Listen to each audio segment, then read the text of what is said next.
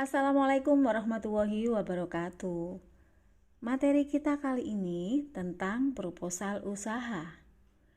Mengawali sebuah usaha pastinya membutuhkan banyak sekali persiapan dan perencanaan, seperti bisnis plan ataupun proposal usaha. Saat ini banyak sekali orang yang berlomba-lomba dalam mendirikan usaha sendiri. Usaha pun banyak sekali jenisnya. Ada usaha otomotif, fashion, kuliner, kreatif, properti, dan sebagainya. Untuk mendirikan sebuah usaha atau bisnis, ada beberapa tahap yang harus diperhatikan. Selain menentukan jenis usaha tertentu, juga mempersiapkan modal, menentukan lokasi usaha, dan sebagainya. Kita juga harus menyusun proposal usaha yang lengkap. Apakah yang dimaksud dengan proposal usaha? Proposal usaha adalah media umum tertulis dan sistematis yang dibuat oleh wirausahawan untuk menjabarkan mengenai usaha baru dan hal-hal yang terkait di dalamnya. Proposal berasal dari bahasa Inggris, yakni to propose atau mengajukan. Proposal lebih dikenal dengan kata surat permohonan. Mengapa kita membutuhkan proposal usaha? Penyusunan proposal usaha merupakan hal yang penting karena memiliki banyak fungsi, yaitu 1. Sebagai kerangka untuk mendirikan bisnis. Ibarat sebuah bangunan, bisnis pun harus ada kerangkanya, dan kerangka bisnis dapat dicantumkan dalam proposal usaha. Nah, fungsi proposal usaha yang kedua sebagai perbandingan antara rencana sebelumnya dan hasil yang ingin diraih. Jadi, ketika usaha sudah berjalan, seorang wirausaha dapat meng-cross-check atau mencocokkan apakah hasil yang diperoleh sudah sesuai dengan yang direncanakan. Misalnya, laba atau keuntungan 1 bulan 50 juta. Target ini sudah ditulis dalam proposal usaha. Nah, ketika usaha sudah berjalan dan laba kurang dari 50 juta, maka wirausaha dapat melakukan evaluasi dalam usahanya sehingga keuntungan yang diharapkan dapat tercapai. Fungsi yang ketiga, untuk merancang strategi bisnis serta menggali kelebihan maupun kekurangannya. Sebelum memulai usaha, setiap wirausaha harus memiliki strategi, dan strategi bisnis ini dirancang dan dicantumkan dalam proposal usaha. Dan strategi bisnis yang dibuat dengan menganalisis semua kelebihan dan kekurangan bisnis tersebut. Jadi, harus ada analisis SWOT-nya. Fungsi yang keempat, sebagai alat untuk mengembangkan bisnis. Seorang wirausaha harus menyusun visi dan misi usaha yang dicantumkan dalam proposal usahanya. Bagaimana dalam waktu ke depan usahanya bisa berkembang. Fungsi yang kelima, untuk mendata persaingan di lapangan, risiko yang akan dihadapi, serta membantu wirausahawan dalam mengambil langkah antisipasi risiko tersebut. Jadi, seorang wirausaha harus mengumpulkan sebanyak-banyaknya data, termasuk data pesaing atau kompetitor, kemudian data tentang risiko yang akan dihadapi sekaligus langkah-langkah untuk mengantisipasi risiko tersebut. Fungsi yang keenam, sebagai materi yang akan diajukan untuk menjalin kerjasama dengan investor.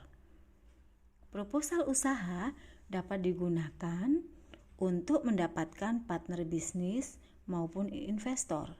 Gambaran usaha yang dijelaskan secara terperinci dalam proposal usaha dapat dipelajari oleh calon investor untuk kepastian penanaman modal.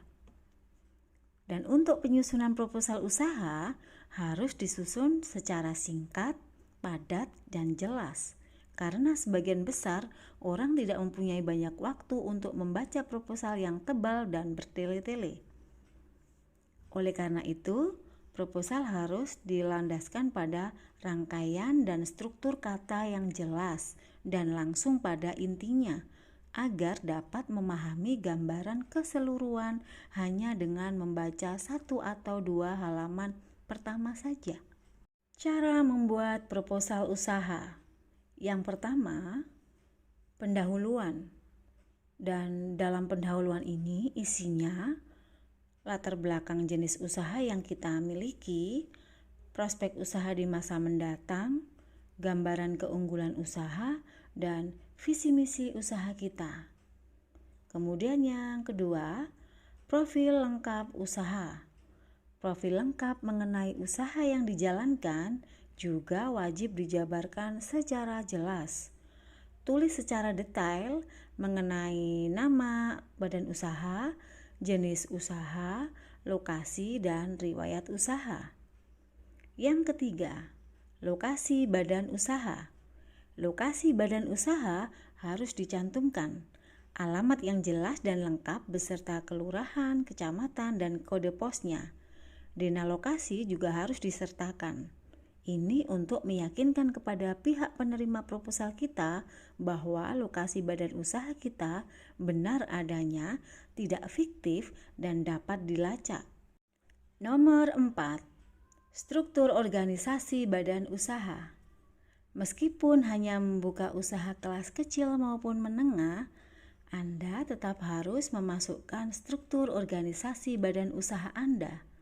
Gambarkan secara jelas mengenai pemilik, asisten, staf produksi, staf keuangan, staf pemasaran, staf admin, dan sebagainya. Nomor 5. Produk yang dijual. Produk perusahaan harus dijabarkan secara lengkap berupa jenis produk, spesifikasi, metode produksi, keunggulan produk, kuantitas yang dihasilkan setiap produksi, kendala produksi atau bahan baku yang akan dihadapi, dan sebagainya. Yang keenam, target pasar yang dituju.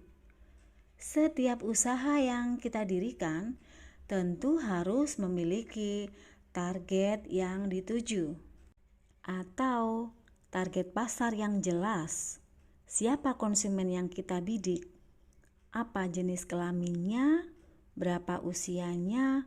Bagaimana tingkat pendidikannya, pekerjaannya apa, penghasilannya berapa, dan sebagainya. Hal ini penting dilakukan agar produk kita dipasarkan pada target market yang tepat. Kita juga dapat dengan mudah menentukan kebijakan harga produk.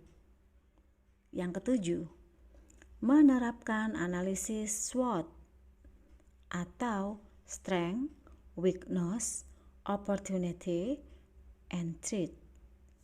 Kita juga perlu memasukkan analisis SWOT ke dalam proposal usaha. Analisis SWOT sangat dibutuhkan untuk mengetahui kekuatan, kelemahan, peluang, dan ancaman terhadap badan usaha yang tengah dijalankan. Analisis SWOT perlu dirancang untuk memudahkan setiap badan usaha dalam merancang strategi yang tepat. Demikianlah pembahasan kita tentang proposal usaha. Semoga bermanfaat. Terima kasih telah menyimak video ini. Insya Allah kita berjumpa lagi di video lainnya yang semoga juga memberikan banyak manfaat. Salam entrepreneur. See you. Assalamualaikum warahmatullahi wabarakatuh.